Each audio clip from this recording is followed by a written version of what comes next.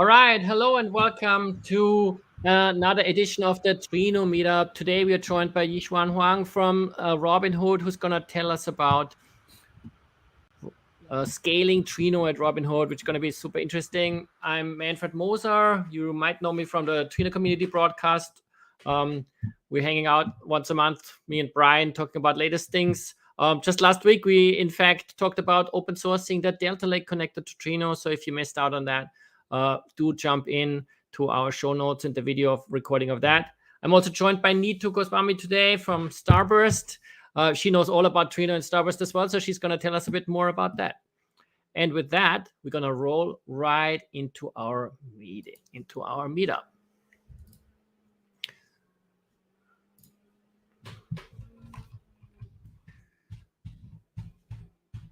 So operating Trino at scale at Robinhood today. Just a few updates. I already mentioned the Trino community broadcast was happening last week, and all that is live. Then we will talk about Trino and Starburst a bit more. And then Xuan is going to tell us all about Robinhood and their usage of Trino at a pretty impressive scale. First of all, let's talk about community, a few things. As you know, the Trino community is very active. We have the Trino community broadcast, trino.io/broadcast, with the latest episodes also available. You can rewatch all the episodes and so on. And then, of course, if you have any questions, you can join us on the Trino Slack channel, where we have separate channels for beginners, for different projects like our project tardigrade, or just even jobs or questions for development, contributing, and so on. So make sure you join us there. You will be not alone, and there's no such thing as a wrong question. There's over 6,000 people at this stage hanging out regularly and tossing all sorts of ideas and collaboration around, and you will be most welcome to join us there. Of course, you can find me and Vishwan and many others there, all the maintainers, contributors, and so on. In addition, we run regular Trino virtual meetups like this one today. We also do them for the EMEA region as well as for the Asia Pacific region. Contributing to the project is always welcome. Open source is what we live and breathe.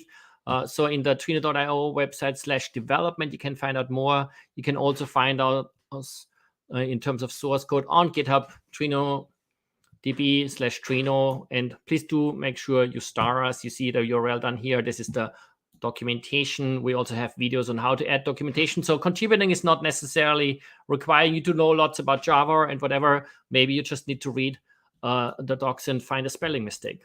So help us out. We would love to hear from you. We also like to get your questions on the Trino forum. So Trino forum website, linked on the Trino website and other places, where you can ask questions, get knowledge beyond what's available in the documentation and on the website. And you see here various people are chiming in, asking specific questions and getting lots of useful answers. Last but not least, thank you very much for joining us. As a little thank you from Starburst, we are more than happy to send you a t-shirt similar to this one. The one over on the screenshot here has the Commander Banban, even bigger without the space. Feel free to look at the chat for the inform and URL and request one of those cool t-shirts to show off Commander Banban and your commitment to helping the Trino community and being part of the community. With that, make sure during our broadcast today, we do take questions all the time. You can add them on LinkedIn chat or YouTube chat, and also on Slack. We'll have a look on there as well. And I will be answering or trying to funnel the questions toward Yixuan to actually answer the questions later on today. With that, I will switch over to Neetu to tell us more about what Trino is and what Starburst plays a role in the world of Trino. Absolutely. Thank you so much for that, Manfred. For those of you who are joining us for the first time, welcome, welcome. I am very excited to be a part of this open source Trino community, and we're always looking to add more people to it. So if you know anyone that's using Trino, please do invite them to these open source meetups. We've had a great opportunity to talk to companies like Robinhood, Shopify in the past, EA Games, and they're always sharing best practices and their practices of how they're using Trino and how they're scaling Trino in their own environments. But today I'll be talking a little bit about Trino, and then I'll be switching gears to Starburst. My name is Neetu Goswami. I actually do work for Starburst. I cover all of East Coast for data native organizations that are leveraging data at a very high scale. And using that for downstream use cases, whether it's internal analytics or ML AI use cases or reporting use cases. Okay. So let's start with what is Trino. Trino, as you all know, formerly known as Presto SQL, open source distributed SQL query engine. It was created by Martin Dane David when they joined the Facebook infrastructure team in 2013. So Facebook, as we all know, had massive army of data users, and they had a massive Hadoop cluster, and they couldn't scale their queries. That's where Martin Dane and David actually created Trino or Presto SQL. So Martin Dane David are actually the founders of Presto or Trino, still 100% committed to Trino, and the top contributors of both projects and founders of the Trino Software Foundation. So what is Trino? What are some of the challenges that Trino is solving for various organizations all over the globe? It is a high-performance MPP SQL query engine, mostly used for reporting or interactive use cases or auditing use cases.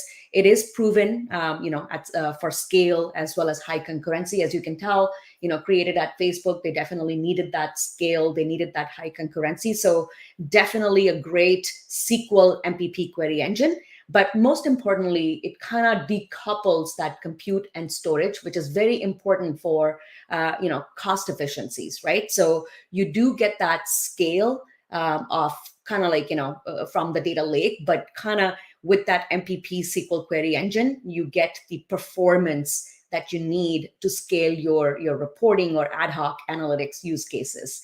Another good thing is you can pretty much SQL on anything. Because of the ANSI SQL capabilities, you essentially can tap into different sources and federate your queries as well. So very, very proven for scale, federated queries, and high concurrency, which is helping a lot of our customers. Or Trino customers. Again, open community, open source community, which is like Manfred was mentioning, there are about 6,000 people who are constantly, contributing to this open source community and adding more and more things that that is helping organizations. But you can essentially deploy it anywhere, either on Kubernetes, on cloud, or on premises. So that's a little bit about Trino. If you have any questions, definitely feel free to drop in your question, but I'm going to switch gears and talk a little bit about Starburst.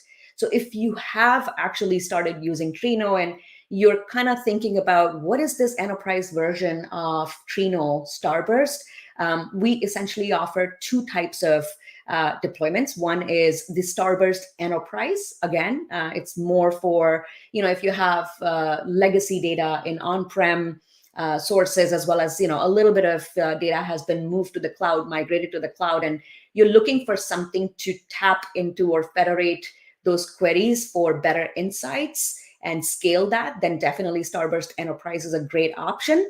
Why you would actually switch from Trino to Starburst is because of that enterprise performance, right? The auto-scalable clusters, the graceful shutdown.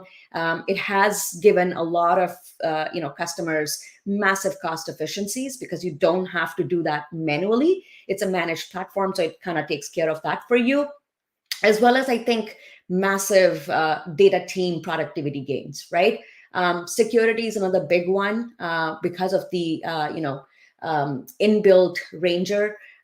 We do provide that security out of the box. Connectivity, you do get additional sources that you can tap into, and 24/7 support by the Trino experts. So that's one of the reasons why you would actually switch from open source Trino to Starburst, which is the managed version. But we've just recently announced the Starburst Galaxy offering as well, which is completely SaaS. It's cloud native. So if you have some sources like a data lake and other sources that are in the cloud, and you want to essentially tap into them. It is a new offering, so we don't have a lot of the popular connectors, but we're always working on that, and we do have a roadmap. Happy to share that with you. But yeah, fully managed. You can tap into your cloud sources and get everything that we talked about in enterprise. Okay, we've been selling as Starburst for around last 2 years now, and we already have 150 enterprise customers, almost $500 million raised. From very impressive, different types of organizations that you can see over here. But it provides you with that enterprise-grade Trino, ensuring scalability, security, performance, and that enterprise-grade, best-in-class 24/7 support that we're providing for our customers. Okay. Where we actually fit in is right in between the tools that your data users are using. So whether it's the data science data users, they're using Jupyter notebooks or Spark or any of those specific tools, and BI analysts, if they're using Looker, Tableau, ThoughtSpot, any of those BI tools, between the tools they use and the sources they need to fetch the data from. So we kind of sometimes are called semantic layer, query fabric, consumption layer. You essentially continue using the tools that you're using, and Starburst does all the heavy lifting, getting the data from different sources and providing you with that enterprise-grade security. So role-based access control, row-level, column-level security is kind of all built in. And it provides you with that unlimited scale, concurrency, and that security that I talked about. Okay. With that, I'm always available on LinkedIn. If any of you have any questions about Starburst, absolutely happy to connect. I will be passing on to Yeshwan now to actually share with us how they are operating Trino at scale at Robinhood.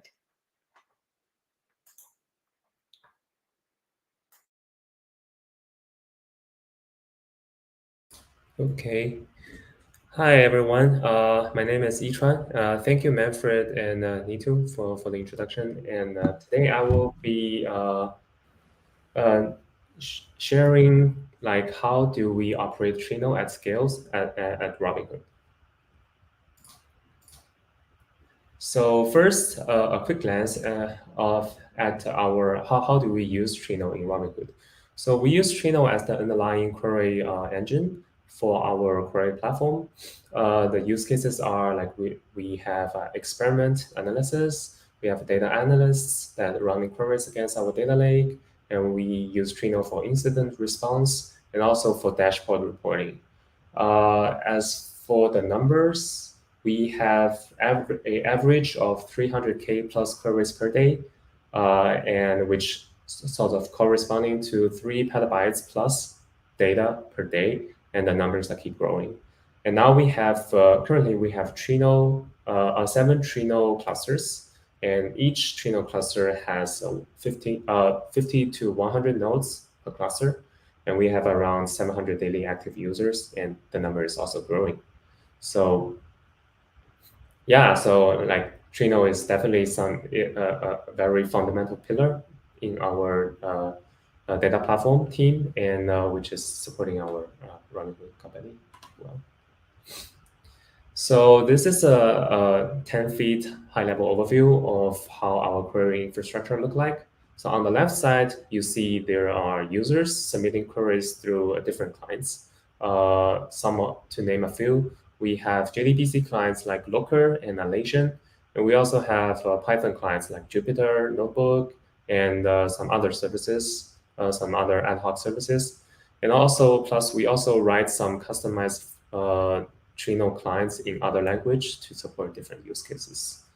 On the central area, there's a query gateway here. It stands in the central to take user queries and submit the queries to the backend Trino clusters. So this is a project released open source by Lyft. It acts as a load balancer, also a proxy, a gateway layer, and also an authentication system for our Trino query engine. We'll talk about that later. So on the right side, we have multiple data sources that are connected to the Trino cluster.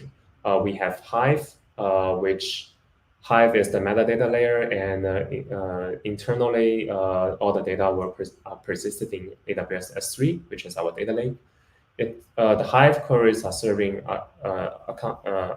as like I think over 90 or even 99% of the usages. And we also connect Trino to RDS replicas, to Google Sheets, and also we have ongoing projects of embedding Apache Pinot to our tech stack, which is also integrated to the Trino clusters. So next, I'm going to dive deeper into how we operate Trino. First, I'm going to talk about worker machine type selection, few big versus many small. So previously, we have a many small kind of setup. By that, I mean we have 200 plus workers per cluster. And each worker is using a small AWS instance type, i3.4x large, which has 16 CPU and 128 GB of memory. With that, we saw some limitations and issues. So first, we have to set limit on configuring the maximum memory per node, and since that can easily be exceeded by some medium-sized queries. And we have, since we have many workers, we have too much data exchange over network, which causing the performance to be bad, and causing some timeout. And also the other issue is we started seeing open file descriptor limit issues when trying to scale up to 300 workers. And even if we follow the instructions to tune that number to the maximum number we can set, which is 500K or something, 500K plus, but still we are seeing that issue. So we did some research, and we saw on Starburst, one of the Starburst YouTube video was recommending that to use few bigger instance type to replace the many small setup. And the benefits of using few bigger machines are including but not limited to that the node scheduler, which always usually node scheduler runs on the coordinator, it allocates tasks more easily with fewer nodes because it has the less metadata information it needs to compute, like which node to send the task to, the faster it can make decision. And also, bigger machine means we can handle data skew way better. That because bigger machine have more cores for parallel join, and also it can allocate more memory for hash table for establishing prop tables. Also, fewer machine means less overhead for broadcast joins and less data exchange between workers. And the other thing we set with a few big instead of many small is that we maintain the total amount of resources meaning total number of CPU and total number of memory, but we can get better performance because of the previous the above bullet points. And that allows us to basically to get better performance, but at the almost similar total cost. So we did some query analysis against our query logs on different usages. We made we have two main Trino clusters. One is ad hoc, one is serving ad hoc usage. The other is serving ad hoc usage with PI data. So what we found was that over 93% of the queries for ad hoc usages were finished within 1 minute. And the P99 peak RAM for those queries was 238 gigabytes.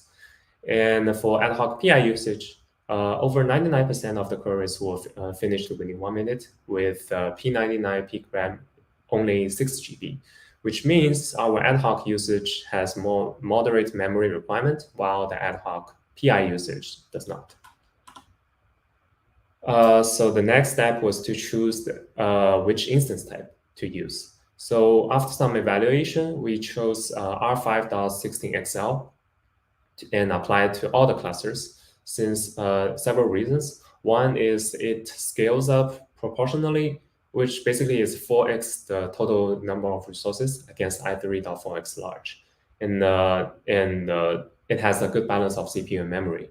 So we basically just 4x the vertically 4x vertically scaling the instances to make sure our queries are all running fine in that condition. And then we also compared running the same batch of queries on the old setup, which means the i3 4x large versus the new clusters. And we actually get much better number in the new cluster. The other implicit reason for choosing this instance type was our contract with AWS allow us to have a good discount on the R5 instance family. So that's another reason. One of the things to do here is to better tailor the instance type for use cases like ad hoc PI. If you remember the previous slide I'm showing, ad hoc PI depends less on the memory, but it's more compute extensive, so that we can. So currently we are using R5 16XL universally, but in the future we want to select more like have maybe like select a computing extensive instance type for ad hoc PI usages for both better performance and to save cost.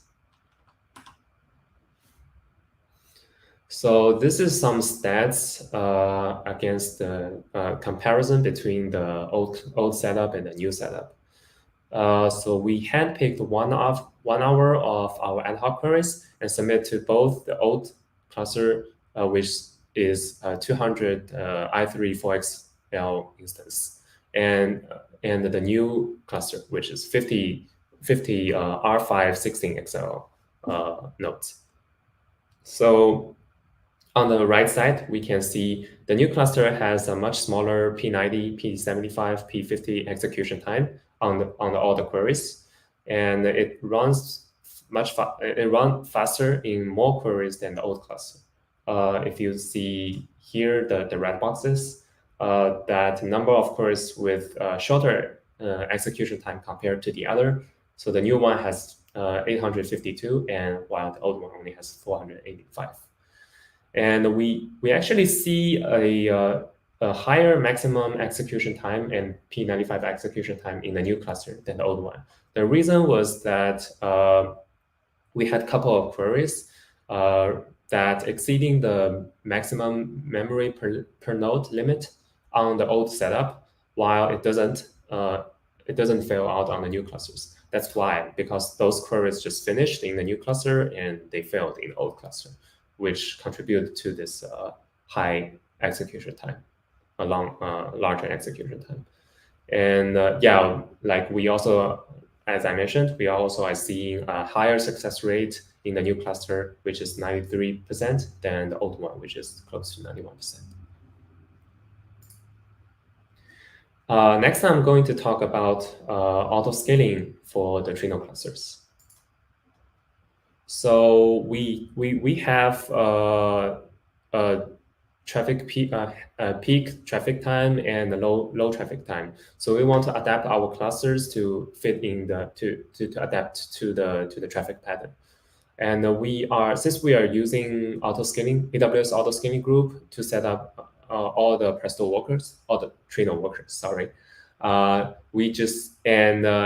ASG auto scaling group natively supports scaling based on CPU utilization. So we would just benefit from that. And we chose the simple scaling strategy. So we have both upscaling and downscaling policies. Upscaling policy is add 50% of the nodes where utilization is over 80% for the last 5 minutes. Downscaling is reduce 1/3 of the nodes when the utilization is below 30% for the last 2 hours. And the reason for, more frequent upscaling check was in case of traffic surge, we want to guarantee our cluster can hold all the queries. And we don't care that much if downscaling lags a little bit. So another important prerequisite for this for downscaling feature is that we have to turn on gracefully. We have to enable gracefully shut down the workers to avoid running queries being killed during downscaling. Since otherwise, by default, Presto Trino workers will just shut down itself and kill all the running queries. And we have this 1 hour AWS instance timeout to allow graceful shutdown.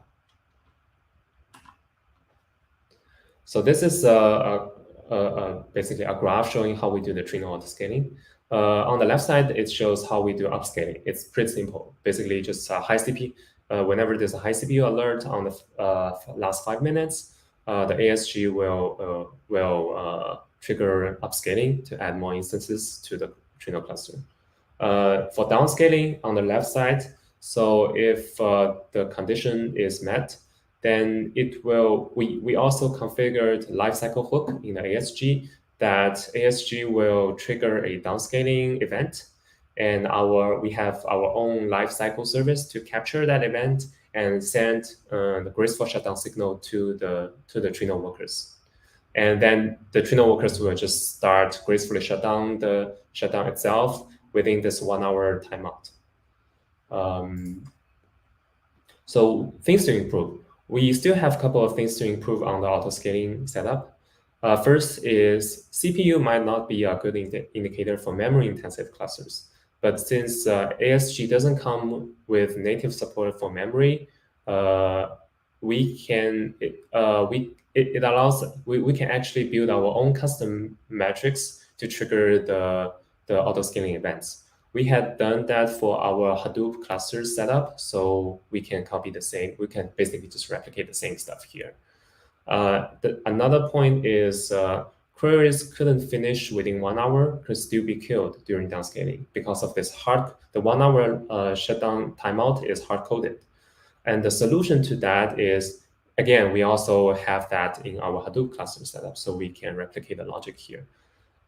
We can build this adaptive decommission service, basically to do stuff like it will keep listening to the lifecycle service I just mentioned to trigger the worker graceful shutdown upon downscaling signal, and keeps polling the worker status until the worker is being inactive or decommissioned, or basically the network connection to the worker is lost. Then also, if the worker cannot finish gracefully shutdown within 1 hour, it can send another event to ASG telling it to extend the instance lifecycle if necessary. The maximum allowed extension is 48 hours, so which is way more enough than what we need. And finally, if the worker successfully gracefully shut down itself, then we trigger ASG to shut down the instance. And also, there's one issue with this simple scaling strategy, that upscaling could be blocked when downscaling is happening. So even if there's traffic surge and the CPU usage is higher than 90%, upscaling is totally blocked. This could happen. So instead of doing simple scaling policy, AWS actually recommended us using the step scaling policy, which brings us two benefits. One is to unblock the upscaling. The other is we can have more tiered level downscaling policies. For example, like previously, we only do downscaling when the usage is below 30%. Now we can say if it below 50%, we can downscaling say 10% of the nodes, and if it goes further down to 40%, then we bring down another 20% of the instances, etc. So this is a simple graph showing how this decommission service works. So ASG trigger lifecycle event, the hook captures it and sends to the decommission server, which is running on the coordinator. And then it's going to be a single service. And then whenever it receives that, it sends to the worker to trigger a graceful shutdown. And in the meantime, it keeps communication with ASG to either extend or terminate the instance. Next, I'm going to talk about high availability setup for our Trino clusters. So the problem with single cluster that Currently, I believe there's no native HA solution for Trino coordinator. And I know that Starburst have provided standby coordinator as a hot backup if the master coordinator fails. But then the issue with that is it cannot save the running queries. So meaning that if you have queries running on the active clusters, even if it fails over to the other coordinator, those running queries will still fail. Also, single cluster has scaling limit. Like I mentioned before, we met with this open file limit issue when we have 300 workers, which with 200 running queries. And there could be heavy queries clogging several heavy queries that clogging the whole cluster, that blocks other queries, other simple queries as well. And there could be downtime during cluster maintenance, like regular churning of the Trino workers to recycle memory, and also when we're doing upgrades. So our solution to resolve that, having the HA setup, is to do multi-cluster routing. Like I mentioned before, the Presto Gateway service, it was open sourced by Lyft, and we are using that to act as a central proxy to direct the queries to different Trino clusters. But there are several concepts. One is routing group. So routing group, there can be one routing group for each purpose. For example, ad hoc usage or PI usage or financial usage, etc. And each routing group can have multiple backend Presto clusters. This means it means the physical Trino clusters in the backend. So the way it works is users will submit a query to the query gateway, and the gateway will, behind the scene, it periodically pulls the cluster usage, the usage of all the backend clusters for each particular routing group, and then do the load balancing against the usage metrics it collects. So there can be there are two metrics we have been using. One is number of queries running on each cluster. The other is average reserved memory per worker on each cluster. So we were using that to determine which cluster to route the query to. And the other one note here is that we are routing based on a weight distribution instead of naively saying that, hey, I see this cluster 1 has the less number of queries running, so I just redirected the next 100 queries all to that cluster. So we are doing that to avoid, avoid routing all the queries to one cluster during the traffic surge. To give you an example, how we do that is, let's say we have 3 ad hoc Trino clusters. One average memory usage per worker are 200, 100, and 300. And then we calculate the corresponding routing weight based on based on how much memory it's using now, and the higher memory it currently uses, the lower the lower weight it will get for routing the next query. So yeah, so it all adds up to 600 GB. So this is 3, this is going to be 6, and this is going to be 2, and then it calculates the weight. Yeah, so as we're seeing here, because ad hoc 2 only has 100 GB usage, so it will get the largest weight for getting the largest weight for getting the next query. Yeah. So this is basically a graph of showing how this routing group and weight-based routing works. So finally, I'm going to talk about migrating the Trino clusters to Kubernetes. So problems with the current EC2. So currently the Trino clusters are all running on the bare metal EC2 machines, which is causing a lot of operational overhead. Reasons are, we need to deal with 2 sets of operational tools. One is Terraform. So we use Terraform for maintaining all the AWS states. And then, which means whenever we need to create a new cluster, we will need to set up ASG, launch templates, IAM roles, security groups, all the stuff. It will be in Terraform, and it takes a long time to build those up, even with some templates. And once that is finished, all those resources have been provisioned. Then we need to use SaltStack, which is another orchestration tool we're using internally to push all the Trino setups to the EC2 bare metal instances, like downloading the binary, spinning up the process, and installing all the dependencies, stuff like those. And also, so managing these two sets of operational tools is always a headache. We basically need to manually record all the steps, like we should do this first and do that first. If we are missing some step, then the cluster will not go up. And also, it takes 10 minutes to provision a Trino worker instance from scratch. This is when like upscaling happens, auto upscaling happens. It will take 10 minutes to fully bring up a bare metal instance into a running Trino worker. And this is a bit too long for us. And also, like I mentioned, there are a million steps to create a new cluster, even with the templates on both Terraform and SaltStack. And actually, there is another issue I haven't mentioned here, is that currently Trino is iterating very fast. So if we want to keep up with the latest version, then it's going to be deployment happening very frequently. And our current EC2 setup does not. It's very hard to support that.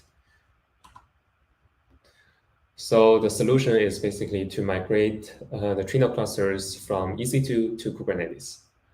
This is the sort of a design graph of how will it look like when we migrate Trino to Kubernetes.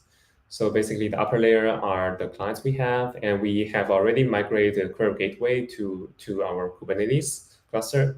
We just need to migrate this blue part, the EC2 part, to Kubernetes. And with each Kubernetes node running a singleton pod for the worker, because Trino is actually occupying a lot of resources. We don't want to mix Trino worker with other types of services.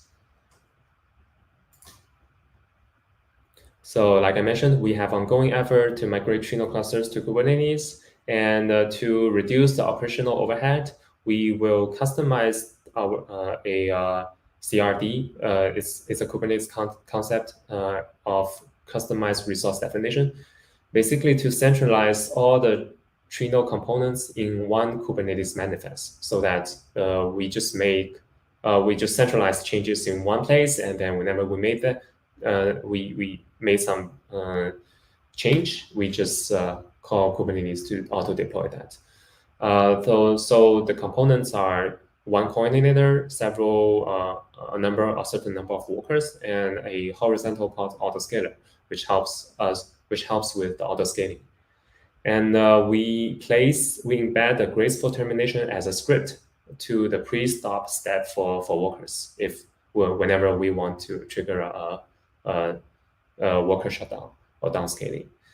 And there will be also registration and deregistration to Query Gateway as a pre-start step for the coordinator when it spins up.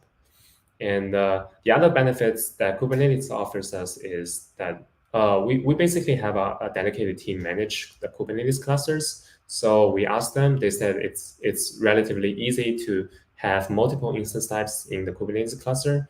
So we can basically just try different instance type for different types of queries easily. And yeah, that's all I have.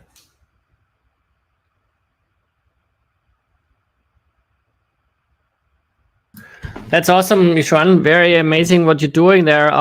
First question from myself. You're not doing this all by yourself, are you? That sounds like a lot of work. So what's You mean what's the team at Robinhood? Like, it's you, and you said there's a Kubernetes team. Who's helping you? Yeah, so we have, so I'm in our data infrastructure team, and we have currently, I think it's 8 members in our team. That of course, we are not only managing Trino, but we are also managing our Hadoop clusters. But yeah, Trino is our central data query platform that we're maintaining. So I'm not on my own for sure. Yeah, that's amazing. So you also have to interact a lot with your customers. Like, I'm guessing you were mentioning earlier that lots of people are using Looker and other query tools. Do you support them, like in terms of the data model and whatever is in your S3 storage? Yeah, that's a good question. So we are mainly supporting the infra related questions. But for Locker, we will have a dedicated Locker team to handle upstream client questions. We just we collaborate with the Locker and Alasian teams to set up how Locker communicates to Trino. Okay. And then we will also hop into answering some of the Trino related questions, like what if like query fails due to memory issues, stuff like those. Mm-hmm. Is there a lot of like collaboration happening between you and those teams in terms of query performance and stuff like that, or that generally just happy how fast Trino is? We actually it happened not that frequently. We were happy with if there are critical queries that have to happen in a certain time, it arrows out. We will definitely help them, increase the cluster resource or help them debug what could be, to fix to raise the performance. Cool. Need to feel free to jump in if you have any questions. Let's see what others have. Yeah. Sorry, I was just curious, Yishwan. Like, I know you mentioned like Looker, connecting S3 because of the federation use case in Trino, like that capability. Do you think is that something that you guys are looking in, like just enabling your data users to tap into different sources? You mean something like doing access control? Something like apart from S3, if they Oh. want to tap into other sources. Oh yeah. Other data sources. I actually mentioned in my you mentioned Pinot, so that's coming. That's pretty interesting. Yeah, Pinot. We have use case for Google Sheets. I was kind of surprised that Trino can query Google Sheets, but yeah, it it's actually kind worked. of a hack. Yeah, and RDS instances. Basically, I think Postgres or MySQL tables. Yeah. That's cool. And just to explain also to to users that don't know what federated queries are, that basically allows you to write one SQL statement that talks to like Pinot and S3 and like whatever else at the same time. So you can have a logical connection in a join or whatever between data in your log files from your shopping system and whatever else, right? Like, so you can build really interesting use cases on that, and Trino can manage that nicely. Adding to that, so the reason we are integrating Trino with Apache Pinot, one of the reasons is we want to have a unified entry point, right? But the other reason is Pinot itself doesn't support join. So if we want, if our business, our customers wanted to join some Pinot data, they'll have to rely on some other sources. Like I know Trino has a very good integration. I think it was built by Uber. With Pinot, they are working working very well. So that's another reason we are integrating Trino with. Yeah, we're working closely. Like, we had a Trino community broadcast with the Pinot team quite a while ago, but there's an active collaboration happening. So if you're interested in that as a viewer of this thing, check out the old Trino community broadcast about Pinot. And there's pretty regularly new changes going in for that. That's cool. With regards to regular changes, Yishwan also mentioned that you are on Trino, so you're on Trino 351, and you mentioned that we are going pretty fast. We are now at like weekly releases, and obviously that seems to cause a bit of anxiety of having to upgrade all the time. That's of course not necessary, but we do just have lots of new features all the time. So how often do you think you end up upgrading at this stage? 351 is, I don't know, like a couple of months at least ago, probably sometime last year, middle of last year or so. Good question. I think maybe, a couple of months ago, or I don't remember the exact date actually. But I mean, like you mentioned, like since it's upgrading more frequently and having like more and more features, we definitely need to upgrade a lot more frequently. The current setback is that on EC2, it's relatively hard for us to do that. I've also just mentioned Yeah, as you that we mentioned, have yes. much operational overheads to do that. That's one of the reasons we are migrating to Kubernetes. And I think with Kubernetes, with the much easier way of doing CI/CDs, then we will definitely upgrade more often. Yeah, that's sounds very feasible. That's our experience as well. So Starburst Galaxy, for example, is using all Kubernetes, so that's cool. Wanted to ask another question related to your EC2 instances. Those are obviously very large instances, and that makes sense, right? Like for normal users that don't understand how this works, it's still completely paralyzed because you have just running a massive Java virtual machine on these big machines, and then lots of threads internally paralyze. But with regards to the hardware, have you played around with using Graviton instances as well, or you're just sticking to the normal EC2 instances at the moment? We just have the normal ones for now. Yeah, I think again one of the setback is the current EC2 infra setup we have is very unfriendly to try new things, try new instance types. But yeah, definitely like with Kubernetes, I think we can definitely try different things.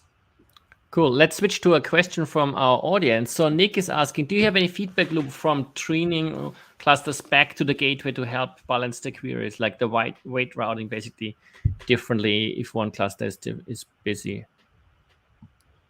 You have any feedback? I think the weight routing calculation automatically does that, right? Yeah, so we are not. So we have 7 Trino clusters for now.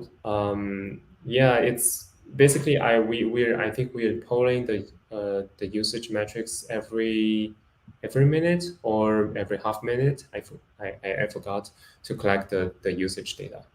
It's not happening in real time, but I think that half minute or 1 minute is good enough for us to to balance the traffic. Yeah, that's cool. Another question we had is from Shrivera. He's asking about average response times for your queries and the number of rows in your Hadoop cluster sort of data. You had some pretty amazing numbers in one of your earlier slides about like how much data is being pulled and how many queries are run. So I guess that goes into that realm.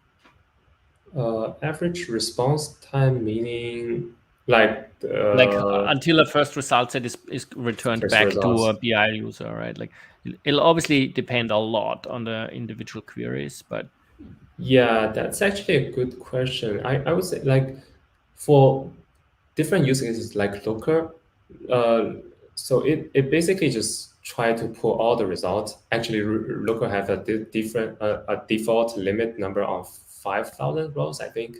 So it won't return the result until it get this 5,000 records. So that's not actually showing the average response time. The other type of use cases, like Presto queries using our own Python client, I actually never did that average response time calculation. That's actually something we can analyze in the future. But I think it's pretty fast because the query analysis I just showed, like 93% of the use cases queries are finishing within 1 minute. So the response time should be fast. So it's very much the like interactive analytics and like use case where people like run a dashboard, a query, and they get results. They don't have to walk away for coffee, at least they just like get the results pretty quickly. Yes. Cool. The number of rows in the Hadoop server, it's a bit hard to answer this. We really have I don't know, tens of thousands of data sets. So some of those are Some of the data sets have like hundreds of columns, and some of those only have several. So it totally depends on that, I think. So yeah. Yeah, that makes sense. I have another question since we're talking about Hadoop as well. So I'm guessing that all your Hadoop storage is on S3 in Amazon, and your clusters are also in S3. Sorry, in EC2. But are they distributed across multiple regions or something like that, or is everything like literally in one AWS region and all packed together? So we do have currently, it depends on the use case. I think currently we do have all the Presto clusters in one region for now. It's again depending on the traffic patterns, right? So our data mostly stayed in the S3 buckets. S3 doesn't actually classify by region, but currently our setup is around one region because it's good enough for our for the latency requirements and for our use cases for now. Yeah, But it's better for that anyway, right? Like once you start getting Yeah. cross-region, you have like cross-region traffic and like charges and stuff like that. But I was just Yes. wondering if you have international distribution of your data where like the data just sits over in, I don't know, somewhere in Asia or in Australia or wherever in the world, right? So it's Yeah, all that's- centralized at the moment. That's cool. Yeah, again, depending on the use case, we centralizing those infra currently works best for us. So Okay, cool. Very interesting.